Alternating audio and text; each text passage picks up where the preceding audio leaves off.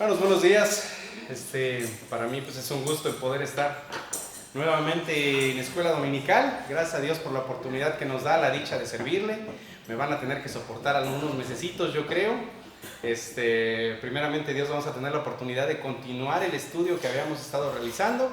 Ya saben, recordarán que vimos Primera de Pedro. Vamos a comenzar con el libro de Segunda de Pedro. ¿Por qué elegimos segunda? Bueno, ¿por qué elegí Segunda de Pedro? Pues para dar continuidad y cierre, porque no hubiera tenido mucha lógica que dijera que creen que ahora nos vamos a brincar a Juan o nos vamos a ir con Romano. No, hay que continuar y hay que terminar las cosas en orden como debe de ser en la casa del Señor. Entonces, vamos a comenzar en esta mañana. Vamos a abrir la Biblia, la palabra de Dios, en el libro de Segunda de Pedro, capítulo 1, versículos 1 y 2. Segunda de Pedro 1, 1 y 2.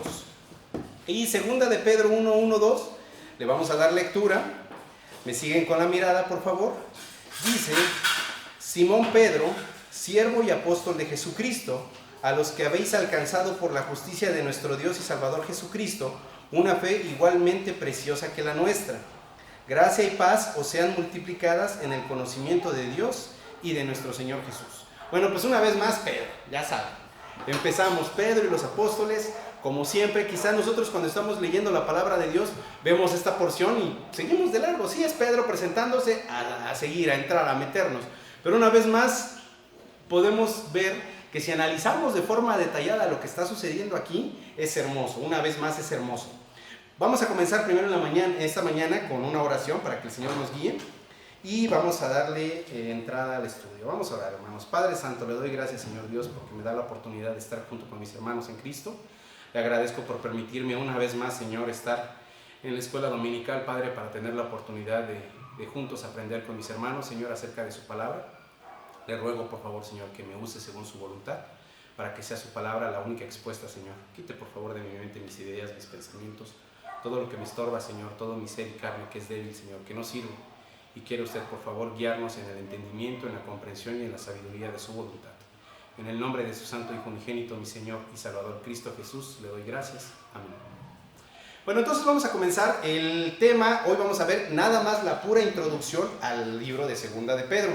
No vamos a meternos ya de entrada, no vamos a clavarnos, no vamos a hacer una inmersión profunda, pero después de esto vamos a comenzar a detallarla más. Si ustedes prestan atención, el libro de Segunda de Pedro contiene solo 3 capítulos. Y este libro es un libro pues breve, es un libro, una carta breve, una carta no muy extensa que Pedro envió, y vamos a ver a quién envió, por qué la envió y con qué objetivo. Entonces, primera cosa, el autor. ¿Quién es el autor? Pedro. Pedro es el autor del libro de Segunda de Pedro. Sin embargo, había sido impugnada en mucho tiempo esta carta como una carta de Pedro. Se consideraba que no le pertenecía a Pedro. Sin embargo, los hermanos primitivos no encontraron, cuando hicieron el canon bíblico, no encontraron ninguna razón para descartarla. Pero si ustedes prestaron atención, hay algo que denota que es Pedro. Incluso si nosotros dijéramos, dudo si es Pedro o no es Pedro, hay una palabra. ¿Y cómo comienza? Fíjense, Segunda de Pedro 1:1. Dice: Simón Pedro, siervo y apóstol de Jesucristo, a los que habéis alcanzado por la justicia de nuestro Dios y Salvador Jesucristo, una fe igualmente, ¿qué dice? Preciosa. ¿Se acuerdan que cuando estudiábamos Primera de Pedro hacíamos hincapié en precioso y en preciosa? Que es el único siervo apóstol que utiliza muy recurrentemente esta palabra. Lo vimos muy recurrentemente en Primera de Pedro. Precioso, preciosa. ¿Por qué? Porque le está dando un valor, una estima, un gozo, un disfrute tremendo a la palabra de Dios, de tal manera que para él es preciosa, y ciertamente para nosotros es preciosa la palabra de Dios, es hermosa. Entonces ahí tenemos un dato que nos da a entender o que nos afirma que es Pedro, por esta parte en la que él habla o dice, gracias, preciosa. Ahora, ¿cuándo se escribió? Bueno, la fecha de la escritura de este libro, se cree que Pedro la escribió ya al final de su vida. ¿Por qué? Porque hay una porción en la palabra, en esta carta, en la cual dice que ya está próximo a, no recuerdo específicamente cómo dice, pero lo voy a parafrasear, está próximo a recibir lo que el Señor le había profetizado que le había de suceder. ¿Recuerdan esa parte en la que el Señor le dijo a Pedro, cuando seas viejo, alguien más te ceñirá y te llevará a donde tú no quieres. Entonces aquí está diciendo Pedro, cada vez ya está más cerca, ya estoy por edad. Entonces se considera que este libro fue escrito alrededor del 65 al 68 después de Cristo. ¿Por qué? Porque Pedro fue crucificado el 68 después de Cristo. Ahora, se considera que, o se sabe según la tradición, que Pedro, como ya lo hemos platicado, fue crucificado de cabeza, diferente a como fue el Señor, porque no se sintió digno de ser crucificado de la misma manera que nuestro Señor Jesucristo. Entonces, esta carta tiene su creación entre el 65 al 68 y fue probablemente uno de los libros menos utilizados por los cristianos primitivos, ya que fue admitido en el canon bíblico alrededor de la segunda mitad del cuarto siglo, es decir, del 350 en adelante después de Cristo, ¿vale? Entonces podemos ver cómo es que este libro desde el 350 ha venido siendo impartido o conocido por todos los que ahora tenemos la oportunidad de ser creyentes y poder conocerla.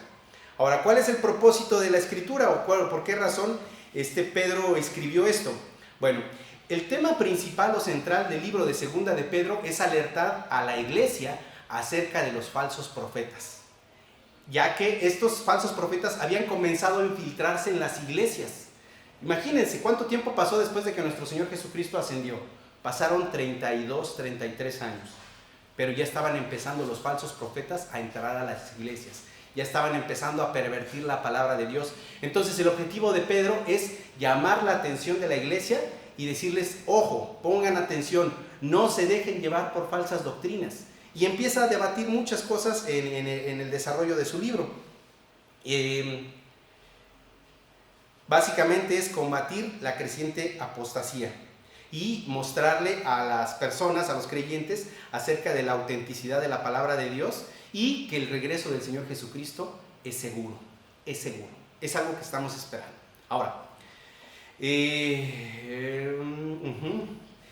incluido esto, Pedro también invita a los creyentes a ser más maduros en la fe, a que lo que hemos sabido de Dios crezcamos en ello. Ahora, él denuncia, como les digo, a los falsos profetas y los denuncia para que entendamos que no debemos dejarnos llevar por falsas enseñanzas, por falsas profecías. Y no solo eso, sino como les comento, también había quienes hacían burla acerca de la segunda venida del Señor Jesucristo. Ahora preguntémonos. Yo les pregunto a ustedes, ¿con qué tranquilidad ustedes pueden decirle a un no creyente acerca de la segunda venida de Jesucristo? Con toda la tranquilidad lo podemos hacer, pero lo que me refiero es, ¿les creen? ¿O los tirarán de locos? Nos tiran de locos. ¿Cómo crees que estás esperando que Jesús venga? ¿Y cómo crees que va a venir del cielo? Ahora, para mí muchas veces considero que esto ha sido una obra de Satanás. Voy a hacer un paréntesis aquí. ¿Por qué? Porque sabemos claramente que la televisión, las películas, el internet, todo le pertenece a Satanás. No necesitamos engañarnos, todo le pertenece a él. Y si nosotros meditamos un poquito más, hoy día bástanos comprender la tele y ver una escena de destrucción y estamos comiéndonos nuestras palomitas, comiéndonos nuestro refresquito, nuestra coquita y no vemos nada que nos asombre. De tal manera que si alguien nos habla acerca de la venida gloriosa de Jesús, sí. De señales en el cielo, sí. Lo tenemos en poco. Sin duda un trabajo de él mismo, y esto es lo que está haciendo Pedro. Pedro está llamando la atención a los creyentes para decirles, no se dejen llevar por los apóstatas, pero también no se intimiden o no se avergüencen de lo que hemos creído y en lo que creemos y en quien tenemos depositada nuestra fe y nuestra esperanza, quien es el Señor Jesús. Ciertamente nosotros aguardamos la venida del Señor Jesús, la aguardamos con muchas ganas y con mucho esfuerzo. Y quizá aquí puedo hacer otro paréntesis adicional, como cuando dice acerca de la corona de justicia, que le va a ser dada ¿a quiénes? A los que aguardan el regreso del Señor Jesús. Y muchas veces la gente dice, es que yo estoy esperando, yo sí me voy a llevar esa corona. ¿Por qué? Porque yo estoy esperando la venida del Señor Jesús. ¿Y ya? No.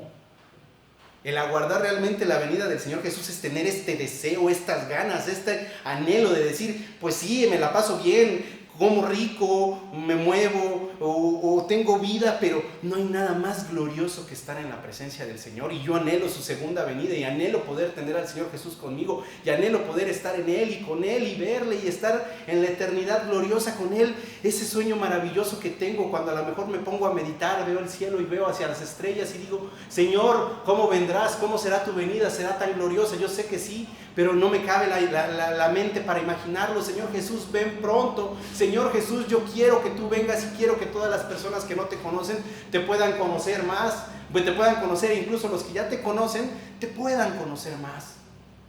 Eso es anhelar la venida del Señor Jesús, y es a lo que Pedro está precisamente también haciendo alusión, en cuanto a que es ciertamente un incentivo para nosotros para llevar una vida santa la segunda venida del Señor Jesucristo.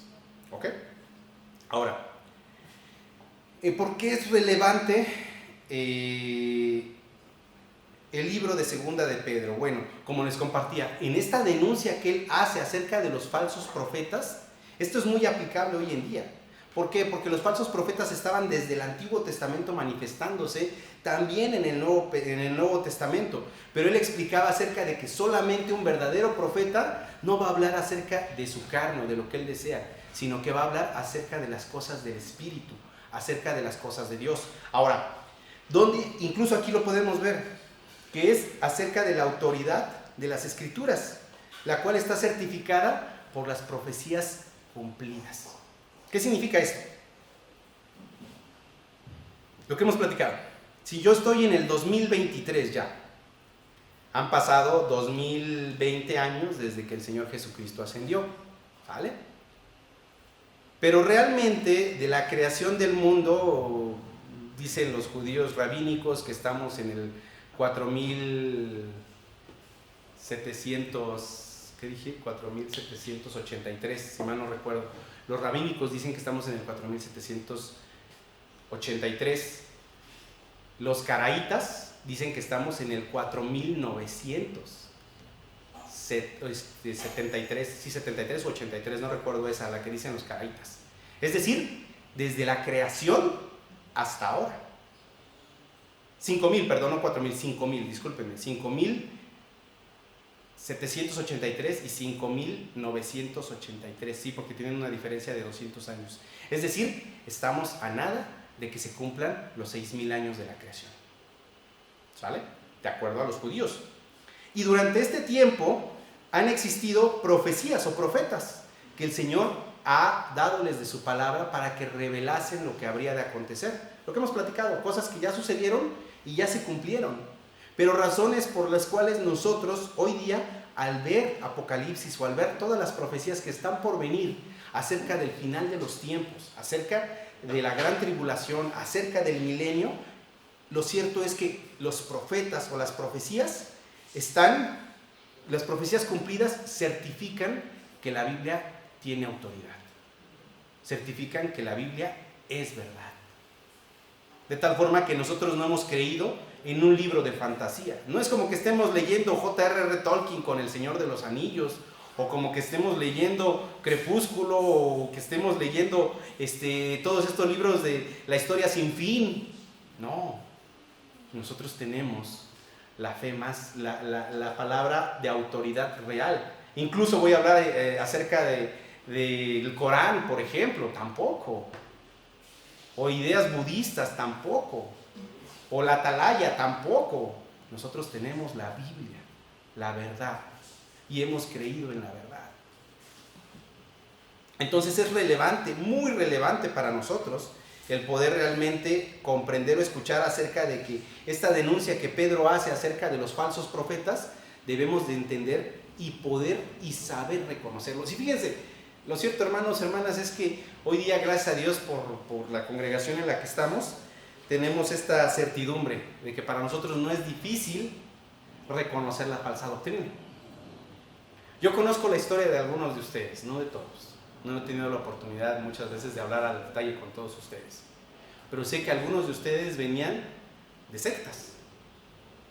Conocieron, escucharon por medio de sectas. Pero a su debido tiempo, Dios los tomó, los sacó de ahí y los ha puesto en la verdad. De tal manera que ahora ustedes pueden reconocer al toque a un falso profeta. ¿Por qué? ¿Porque los hemos adoctrinado? No, porque conocen la verdad. Y el conocer la verdad es la gran seguridad que todo verdadero creyente puede tener. Yo por eso creo en esto, que es real. Muchas veces podemos llegar a sentir pena por aquellos que están perdidos en las sectas, pero la palabra nos lo dice, que estas personas que están perdidas en las sectas y que no las quieren dejar, es porque su Dios es su estómago. Y están entregados al deseo de su carne y a su estómago y sienten gozo ahí. Pero a su tiempo Dios, a todos los que son suyos, a los verdaderos suyos, los va a sacar y los va a poner en la verdad. Y eso es precioso, es glorioso. Entonces, es la razón por la cual Segunda de Pedro es tan importante para poder reconocer a los falsos profetas, hermanos, hermanas. Entonces, como les digo, pues ahora que estamos en el siglo XXI, pues ciertamente hay muchos charlatanes, hay mucha falsa interpretación de las escrituras, y es importante para nosotros no solo reconocerlos, sino también si conocemos a alguien de nuestra estima o incluso se nos da la oportunidad de hablarle a alguien, de predicarle el evangelio y esta persona dice, sí, yo también soy como tú. Sí, ¿por qué? Yo también soy cristiano. Sí, ¿por qué? Yo también soy evangélico. Sí, ¿por qué? Pues porque hice mi oración. Pero ustedes los ven, tristemente hoy día los evangélicos, muchos bautistas están por la calle de la amargura. No están creciendo en doctrina. Entonces ustedes tienen la oportunidad también por medio de este libro explicarles lo que es un falso profeta. Tristemente, como les digo, incluso hasta entre iglesias cristianas, bautistas, hay falsos profetas. Los hay. Bueno, entonces esto es en cuanto a lo que sería la introducción en general acerca de lo que vamos a ver en el libro de Segunda de Pedro. Como les digo, hace hincapié en apostasía, hace hincapié en falsos profetas y hace hincapié en la segunda venida del Señor Jesucristo. ¿Ok? Por eso les digo, es breve, son 3 capítulos nada más. Ahora vamos a comenzar con Segunda de Pedro 1.1.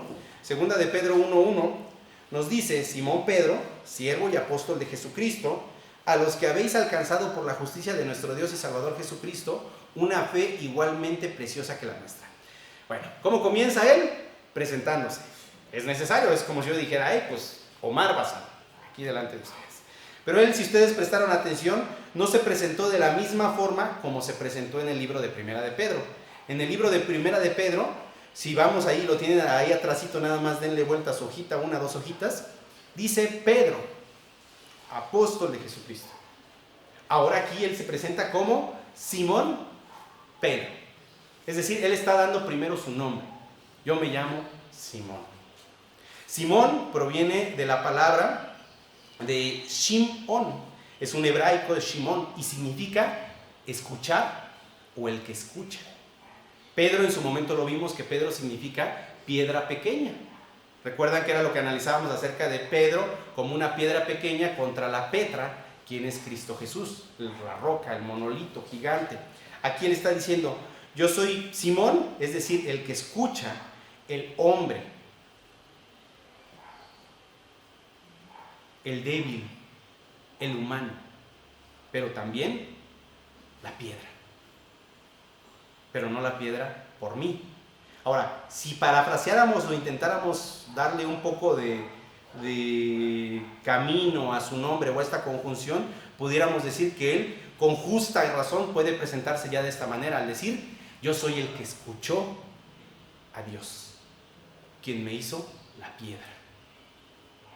Porque estamos seguros que no es lo mismo oír que escuchar. Oír, simplemente podemos estar aquí todos sentados, están como que me están viendo, pero la mente está en tengo que cocinar, tengo que lavar, tengo que fregar, tengo que darle de comer al chucho, tengo que bla, bla, bla, bla. Pero escuchar es poner realmente atención. Entonces aquí él está diciendo, yo soy aquel que escuchó, fui y recibí cuando nací mi nombre, Simón, el que escucha, pero recibí de Cristo Jesús, el Pedro, la piedra, que va a estar firme en él. Es lo que él está diciendo en este momento. Entonces, ciertamente debemos entender que esta Petra o esta piedra es algo en lo que él se convirtió por medio de la voluntad de Cristo Jesús. Ahora, él está teniendo ya 65 años. Perdón, sí, 65 años, más de 65 años, no tengo el dato ahorita de qué edad tenga. Sabemos que él murió, como les decía hace un momento, en el 68 después de Cristo. El Señor Jesucristo tenía 33 cuando partió. Podríamos pensar que era contemporáneo al Señor. Necesitaría buscar bien la edad a la que él falleció o fue muerto. Pero estamos pensando que él ya está ciertamente arriba de los 65 años. Él ya pasó desde que el Señor Jesucristo se fue, y si pensáramos que tuvo una edad similar, ya pasaron 30 y tantos años en los que él ha estado al servicio de Dios, del Señor, en los que él se ha mantenido firme. Él ha pasado por muchas cosas, muchas cosas. Lo que vimos que sucedió en Hechos al principio, ¿se acuerdan? Y ahora él ya anciano, vimos que él le habló a gentiles, vimos que él fue el apóstol enviado a los judíos. Pero también vemos en las cartas de Pablo, en una ocasión, ¿recuerdan cuando dice que él reprendió a Pedro? Porque se reunía con los gentiles. Y que cuando vio a los de la circuncisión dijo, no, espérate, yo no como los gentiles, yo voy a judaizar. Y se acuerdan que lo reprende Pablo. Entonces vemos que también Pedro está teniendo influencia o conexión con los gentiles. También lo vemos en Hechos, cuando es después del día de Pentecostés, cuando visita a Cornelio y da la entrada a los gentiles. Entonces, ha pasado por muchas cosas Pedro, y aquí él simple y sencillamente está diciendo, he pasado muchas pruebas y aún me falta una más que pasar: la muerte, sin negar al Señor Jesucristo. Una segunda ocasión, ¿se acuerdan? Cuando fue la crucifixión del Señor Jesús, él corrió, él lo negó 3 veces, él se escondió, él se apartó, él no quería tener nada que ver con Jesús. Pero ahora, ¿cómo muere? Bueno, muere siendo crucificado por causa de la fe en Jesús. Ahora bien, seguimos con el texto. Dice, siervo y apóstol de Jesucristo. Una vez más, no se presenta diciendo, yo soy el apóstol. No soy yo el máximo de los apóstoles. ¿No soy acaso yo el apóstol enviado a los judíos? ¿No soy yo acaso la piedra de la iglesia de Dios? ¿No soy acá, como lo dicen los católicos? ¿No soy acaso yo el papa? ¿No soy acaso arrodíllense? No. ¿Qué dice? Siervo. Siervo, es lo primero que él dice. El primer título es un título que ciertamente hace referencia a la palabra doulos. Y hemos escuchado esta palabra muchas veces en el pasado, que es esclavo voluntario o esclavo por amor. Ahora, ciertamente todos los grandes santos de la Biblia han sido descritos de esta manera. Si nosotros vemos un Salmos 119, 125...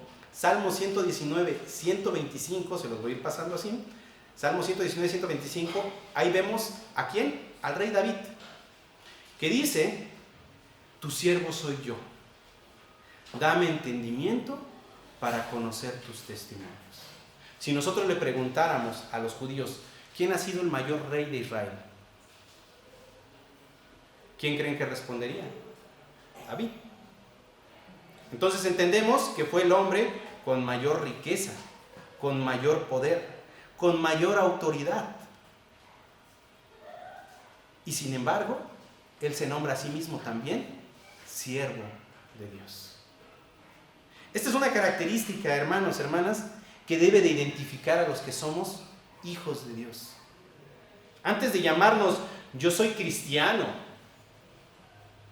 ¿sabes qué? Yo soy diácono del Centro Bíblico de Gracia. ¡Ay! Cuádrate. No. Yo soy siervo de Dios. Debemos de ser siervos, debemos de ser esclavos de Dios. Y esto lo vemos en un Pedro, lo vemos en un Pablo, lo vemos en David. De tal manera, hermanos, hermanas, que no importa ciertamente las cumbres a las que lleguemos en nuestra vida cristiana. No importa si nos convertimos en pastores, en diáconos, como les digo, o a lo mejor en el máximo predicador, o a lo mejor en, yo qué sé, en un John MacArthur, en un R.C. Sproul. No. Dwight L. Moody, no. Spurgeon, no. Somos esclavos del Señor Jesús. Es lo primero que debemos de entender. Ahora, como siervos debemos buscar servir a Dios. Y en 1 Corintios 6, 19 al 20, 1 Corintios 6, 19 al 20, dice algo en cuanto a esto, que es que debemos de entender cuál es la posición de un esclavo. 1 Corintios 6, 19 al 20, les voy a dar lectura, dice: ¿o ignoráis que vuestro cuerpo es templo del Espíritu Santo? Fíjense, nos está diciendo, a ver, ¿ignoras que tu cuerpo no es tuyo? ¿Ignoras que es el templo del Espíritu Santo? Es decir, ya lo sabes, que tu cuerpo es el templo del Espíritu Santo. Dice: el cual está en vosotros, el cual tenéis de Dios y que no sois vuestros, que no es tuyo. Tu cuerpo no es tuyo. Luego dice: porque habéis sido comprados por precio. Glorificad pues a Dios en vuestro cuerpo y en vuestro espíritu, los cuales son de Dios. Los cuales son de Dios. ¿Quién? Tu cuerpo, tu espíritu le pertenece a Dios, porque ya fue comprado por precio. Entonces, ciertamente, hermanos, no podemos atrevernos jamás a levantar nuestra cabeza y poder decir: yo soy señor de mi vida, yo soy señor de mi tiempo, yo soy dueño de mi tiempo, yo determino qué es lo que voy a hacer con mi vida, yo voy a determinar lo que voy a hacer con ella. Si somos cristianos verdaderos, no podemos, porque ya nuestra vida no es nuestra, o esta vida que Dios nos dio no nos pertenece, es de Él, siempre ha sido de Él. Cristo es el dador de la vida, pero Él nos ha rescatado y nos ha hecho esclavos suyos. Ahora, tan solo meditemos un segundo. Un esclavo no tiene vacaciones, no tiene horas libres, no puede hacer su propia voluntad. ¿O acaso sí podían hacer eso los esclavos? ¿Podían acaso agarrar y decir: pues ¿sabes qué, vamos? Ya son las 10 de la noche, mi horario de trabajo es hasta las 10, ¿te quieres hacer un sándwich? Ahí te ves, hasta mañana, te aguantas. No, ¿verdad? Hacerlo, a lo que Él te mande, a lo que Él te mande y a lo que Él te mande. Y ciertamente debemos de entender que nuestro tiempo, nuestro ser, nuestra mente, nuestro cuerpo, nuestros bienes deben de ser puestos al Señor Jesucristo. Pero aquí hay que tener entendimiento, y es por lo que yo doy gloria a Dios por ustedes, hermanos. Porque es como les digo, nosotros ya somos cristianos maduros. ¿Por qué? A base de estar siendo cimentados y golpeados con la palabra verdadera, con la verdad, no con mentira. De tal manera que sé que eso nos permite ahora entender lo que hacen las falsas sectas. Bueno, las sectas, porque son falsas. Las sectas, las falsas religiones. Tienes que poner tu dinero al servicio de Dios. El pastor necesita dinero, dáselo. Dale para que se compre un mejor carro. ¿Verdad? ¿No son así acaso? Sí.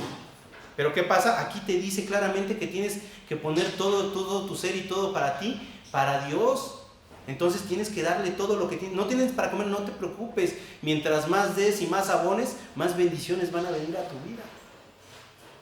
Ahora, no hay que confundirnos. Cuando nosotros debemos de poner todo al servicio de Dios, es nuestra voluntad.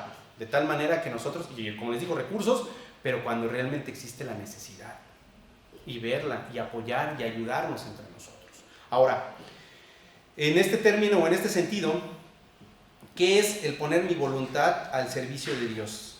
Yo les pregunto, si yo dijera, yo Omar Bazán, yo quiero ser el mejor predicador de México, ¿estoy siendo siervo de Cristo? Yo les pregunto, ¿estoy buscando hacer la voluntad de Dios o estoy buscando hacer mi voluntad?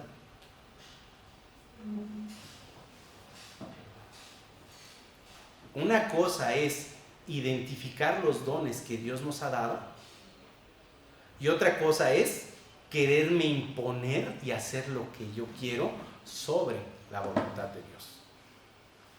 Como les digo, ¿qué debemos hacer entonces? Ser siervos. ¿Cómo? Yo estoy a lo que Dios me mande. Si Dios hoy nos manda a ir a hablar con un hermano, vamos a hablar con un hermano, con una hermana. Si hoy día el Señor nos pone a limpiar, nos ponemos a limpiar. Si hoy día el Señor nos pone a predicar, nos ponemos a predicar. Si hoy día el Señor nos pone a repartir un folleto, repartimos un folleto. Si hoy día el Señor nos pone en clase dominical, estamos en clase dominical. Si hoy día el Señor nos pone a evangelizar, vamos a evangelizar. ¿Sí me explico? Eso es un siervo. Un siervo no dice no, no, no. Un siervo dice sí, Señor, sí, Señor, sí, Señor. Eso hace un siervo. Ese debe de ser nuestro objetivo al ser esclavos del Señor Jesucristo. Entonces, en segunda parte, en el texto nos dice apóstol. Por eso les digo que no es bueno que yo dé clases porque me tardo mucho. Apóstol, apóstol. En segundo término se anuncia su autoridad. Pedro ahora le está diciendo, yo tengo la autoridad, pero no como el que tiene la suprema autoridad, sino que también soy un apóstol, no como si fuera el mayor de los apóstoles, no como si fuera el fundador de la Iglesia Católica de Roma, del papado, no, sino que incluso él dice, en el texto dice, Simón Pedro, siervo y apóstol. No dice Simón Pedro, siervo, el apóstol de Jesús, no, y apóstol de Jesucristo. Y como todos los otros, como Pablo, como Juan, como todos los demás apóstoles, yo también fui llamado apóstol, no como superior a ellos, sino igual a ellos. Entonces, una vez más, como les digo, vemos su humildad.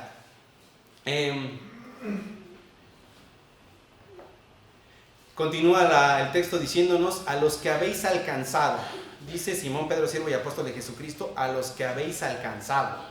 ¿Quiénes son los que habrán alcanzado? Si ustedes se acuerdan,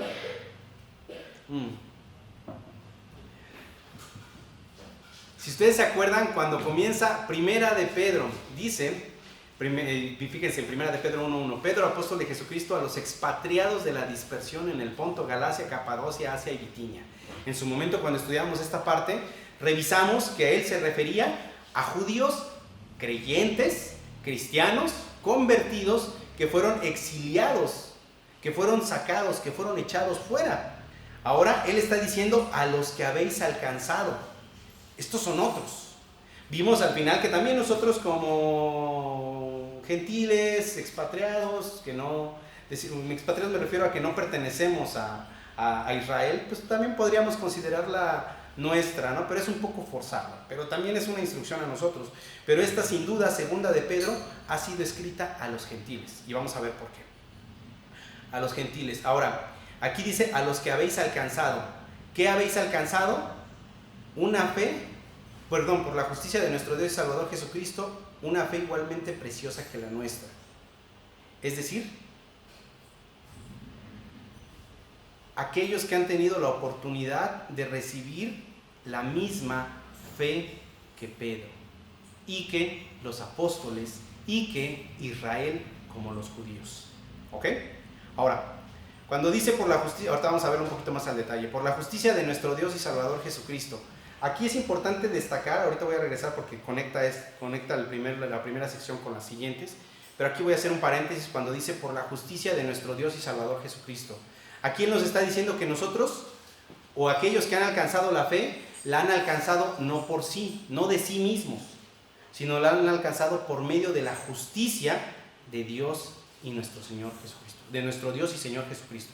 Ojo, no lo está dividiendo, no hay una coma, no es que diga Dios y aparte Jesucristo, no, está refiriéndose a nuestro Dios y Señor, quien es Jesucristo, por medio de la justicia de Él. Y sabemos nosotros claramente que nosotros no somos salvos por medio de nuestra justicia, porque nosotros no somos justos y nuestra propia justicia no nos alcanza, sino que lo hemos alcanzado por medio de la justicia de Cristo, quien Cristo añade su propia justicia a nosotros. Recuerdan que es lo que hemos sabido en cuanto a la sustitución. Él añade su justicia a nosotros. Dios nos ve por medio de Cristo Jesús. Cuando leemos Filipenses 3:9, la palabra dice, y ser hallado en Él, no teniendo mi propia justicia, aquí es Pablo el que está diciendo esto, que es por la ley, sino la que es por la fe de Cristo, la justicia que es de Dios por la fe. Entonces es la justicia de Dios. Y cuando vemos que dice nuestro Dios y Salvador Jesucristo, aquí lo que Él está haciendo, Él está dando la máxima definición al decir Cristo, Jesús, es Dios. ¿Por qué es importante mencionarlo? Por todos aquellos que dicen, Cristo Jesús fue un apóstol. Cristo Jesús no es Dios. Cristo Jesús es el Hijo de Dios, pero no es Dios. No, aquí él claramente está diciéndonos, como dice en el texto, y con esa autoridad, ¿quién es? Cristo Jesús, nuestro Señor y Dios, nuestro Dios y Salvador, Jesucristo, con esa autoridad.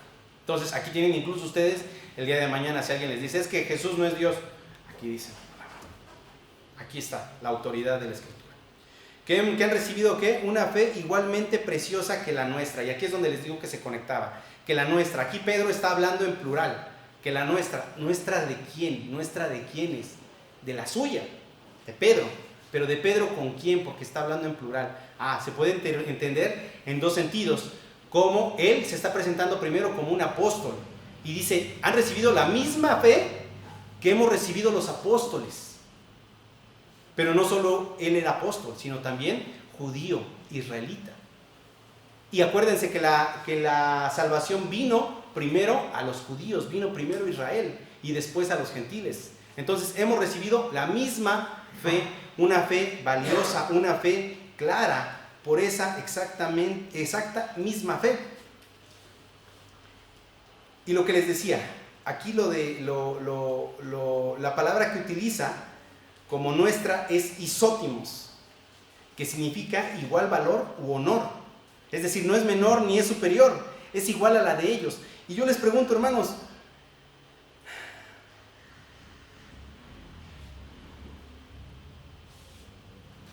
¿ha usted pensado alguna vez que usted es igual de importante que Pedro, que Pablo, que Juan, que Santiago para Dios? ¿Se lo ha preguntado usted alguna vez? Muchas veces pensamos en términos de los apóstoles. Sí, Dios los usó y grandemente y de una forma tan tremenda. Fueron martirizados, incluso Pablo mismo lo dijo. He llegado a pensar que nosotros hemos sido puestos como para escarnio, para que todos nos vean y se burlen y nosotros ser maltratados y sufrir las penurias y nosotros sufrimos y ustedes tranquilos, nosotros batallamos, pasamos hambre, pasamos sed, pasamos calor y ustedes tranquilos. Pero algo hermoso de ver es que tenemos la misma fe que ellos. Nos ha sido dado por medio de la misma justicia a nosotros la misma fe. Y tenemos el mismo valor delante de Dios. Es decir, cuando yo medito deberíamos de meditar en nosotros mismos. Si Dios consideró rescatar a Pedro, si Dios consideró rescatar a Juan, si Dios consideró rescatar a Pablo, no fue porque vio ninguna excelencia en ellos. No la vio, ellos eran hombres. Fueron excelentes por causa de la voluntad de Dios y por causa del trabajo de Dios en sus vidas. Pero así como ellos no eran excelentes, nosotros tampoco lo somos. Y de esa misma manera hemos sido elegidos para servir a Dios, para ser llamados delante de Dios. Y si Dios nos da habilidades y nos da dones, ¿es para qué? Para que le sirvamos como estos siervos que también fueron los apóstoles. Porque hemos recibido una fe de igual valor. Es lo que está diciendo Pedro aquí. A ustedes que han recibido la misma fe, igual que nosotros, los apóstoles, igual que nosotros, Israel, el pueblo elegido de Dios, a ustedes los gentiles, a ustedes, a quienes el Señor los ha elegido y los ha sacado de la inmundicia de su carne, a ustedes, el Señor y Dios nuestro les ha dado la oportunidad, nos ha dado la oportunidad de servirle. Es lo que está diciendo Pedro. Y como les decía, cuando dice fe, igualmente preciosa, una vez más, preciosa, entimos, que significa muy apreciado, muy querido, valioso, distinguido, estimado, precioso. Porque esa es la fe, la salvación que Dios nos ha dado. Preciosa, hermosa. Nada hay en este mundo que se equipare. No podemos pensar en una flor, no podemos pensar en una joya, no podemos pensar en el carro más, que en mi caso que me gustan los carros, en el carro más padre. No. Todo eso es basura. El Señor no. El Señor es precioso, es hermoso, su salvación, y bajo lo cual vivimos. Entonces, debemos de tener eso presente, hermanos, hermanas. Regresen ustedes a su casa con la idea de que no recibimos una fe diferente. No recibimos una fe diferente a la de Pedro. No recibimos una fe diferente a la de Pablo. Recibimos la misma fe. No es de nosotros, es de Dios. La misma fe. Él les dio esa determinación, Él les dio ese conocimiento de su persona. Ellos estuvieron dispuestos al final, a llegar al final, a morir por Cristo Jesús. Y a servirle, a donde quiera que Él los mandara. No era como que Pablo decía, ¿sabes qué? Pues para ir a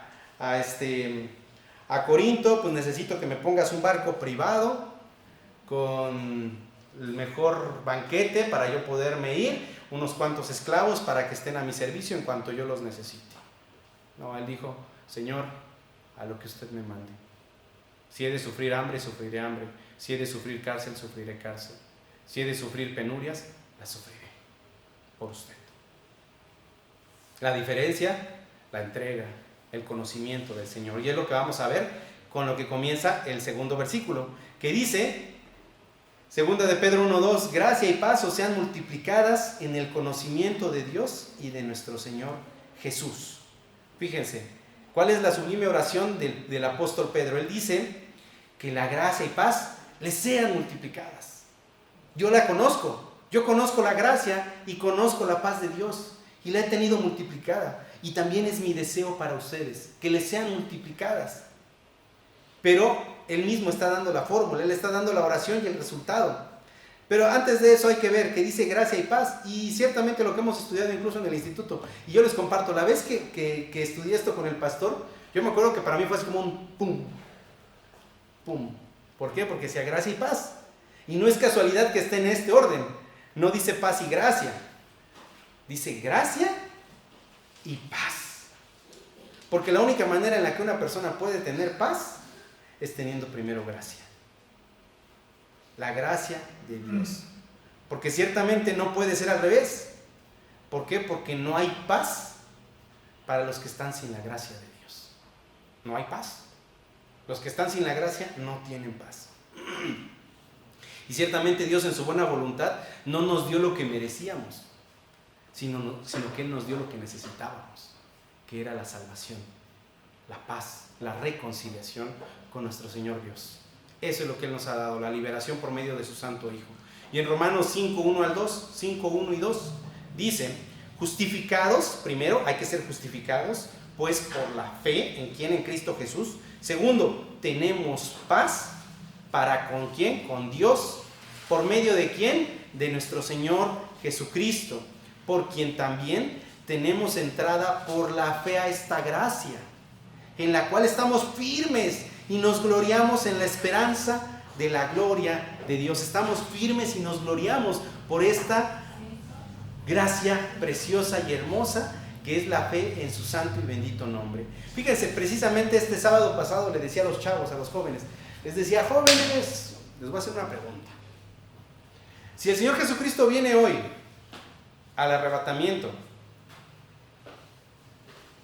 y si llega a suceder y alguno de ustedes se queda, ¿cómo van a ser salvos? Ya se acabó la oportunidad. Y se quedaron callados. Dijeron, caray, ¿y ahora qué voy a hacer? Les dije, si hay una forma. La palabra nos explica que hay una forma. De tal forma que el Señor Jesucristo, si viene, va a llevarse a su iglesia, a los que somos de Él. El arrebatamiento, pues, lo que estamos esperando en su segunda venida. Pero muchos que decían ser cristianos, muchos que decían ser creyentes, muchos que aseguraban haber hecho su oración, muchos que decían, yo fui los domingos sin falta, los miércoles, yo daba a los pobres, yo bla, bla, bla, bla, se van a quedar, porque no fueron realmente salvos. Cuando ellos se queden y vean el arrebatamiento que era real, van a decir eso, si era verdad, Si era verdad todo lo que estuve oyendo tantos años, si era verdad que Jesucristo iba a venir, si era verdad que Cristo es el Señor, si era verdad. Pero no te fuiste, te quedaste. Entonces, la única manera en la que estas personas podrán ser salvadas es muriendo por Cristo Jesús. Sin negarle, la palabra nos dice que serán decapitados.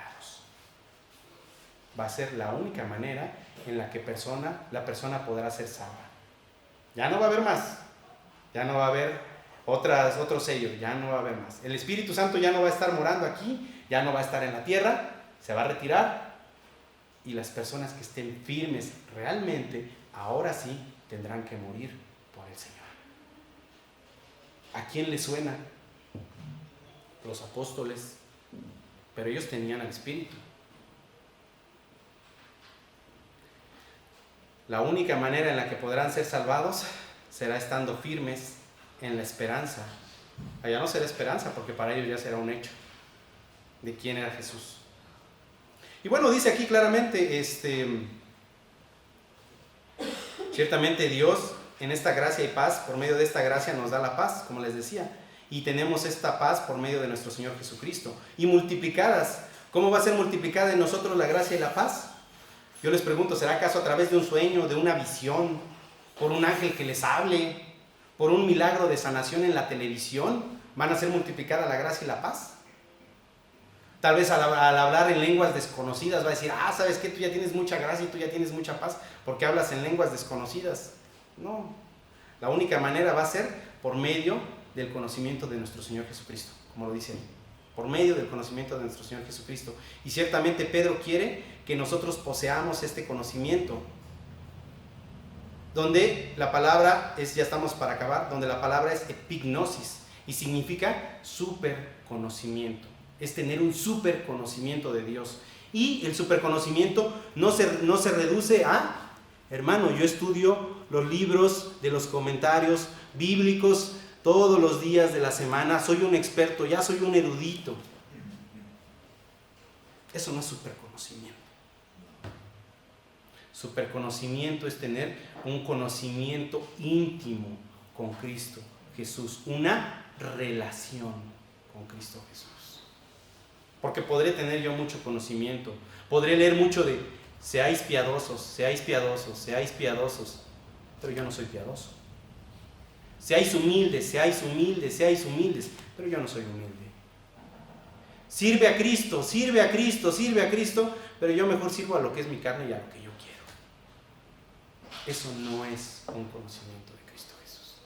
Un súper conocimiento de Cristo Jesús es conocerle íntimamente. Y la única manera de conocerle íntimamente es por medio de la lectura de la palabra de Dios, como hemos platicado, por medio de la oración, pero incluso hasta como lo hemos platicado. Hermano, hermana, hay veces que, me arriesgo a decirlo porque es verdad, hay veces que es mejor que sepamos poco y practiquemos mucho, a que sepamos mucho y practiquemos poco.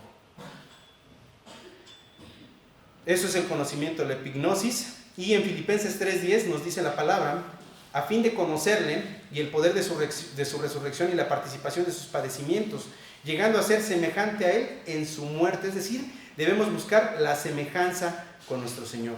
Y en Juan 5:39, el mismo Señor nos lo dijo, escudriñad las Escrituras, porque a vosotros os parece que en ellas tenéis la vida eterna, y ellas son las que dan testimonio de mí. Entonces, la única manera en la que podemos conocer a Cristo Jesús, escudriñando las Escrituras. Y escudriñar no significa dar una repasada y ver. Cuando se les pierde el anillo, ¿acaso dicen, ya lo perdí? No está. No, ¿verdad? Pum, pum, levantan, voltean, quitan, mueven, quitan la ropa, la regresan a su lugar, van y regresan y la vuelven a quitar, la vuelven a regresar y vuelven a regresar, la vuelven a quitar, porque están buscándolo para encontrarlo. Escudriñar, métete, búscalo, léelo, conoce, inmiscúyete pues. Bueno, entonces, como conclusión, hermanos, tristemente algunos cristianos están muy frustrados, infelices, descontentos, disgustados. Todo el tiempo andan huraños, todo el tiempo andan mal, no hay gozo en su vida, no hay paz en su vida. Y no digo que no sean cristianos, son cristianos. Muy probablemente son cristianos. El problema radica en que insisten en querer seguir haciendo su voluntad. Ese es el problema. No, yo ya me fijé que yo voy a hacer esto y voy a buscar y voy a ir a trabajar y voy a hacer todo lo necesario para poder tener y ser exitoso. Y yo me lo propuse porque yo. Y Dios, si quieres, ayúdame. Dios, concédeme. Dios, dame. Dios, no. Estoy aquí para hacer su voluntad, Señor. Mis deseos son estos, pero no se haga lo que yo quiero, lo que usted quiera, Señor, en mi vida. Esa es la razón por la que hay tanto cristiano descontento, que realmente sean cristianos. ¿Qué falta? Simple y sencillamente que se entreguen al Señor como los verdaderos esclavos, como los verdaderos siervos por amor que hemos sido llamados a ser. Bueno, y cuanto más conozcamos a nuestro Señor Dios, tanto más experimentaremos la gracia y la paz de Dios. Ciertamente la gracia es este regalo que no merecimos para la salvación, pero Dios nos da más abundantemente y mucho más que eso, y nos da la paz que sobrepasa todo entendimiento, hermanos, hermanas. Entonces, ¿cuál es el sello o el punto final que podemos tomar de estos dos versículos? Escuchar a Pedro siendo humilde como un siervo, aún siendo apóstol, entender que nosotros recibimos la misma fe que los apóstoles recibieron, que no es menor, es el mismo valor, y así como a ellos, siendo hombres muertos en sus delitos y pecados, igual que nosotros, Dios también nos eligió. ¿Para qué? ¿Para hacer nuestras obras?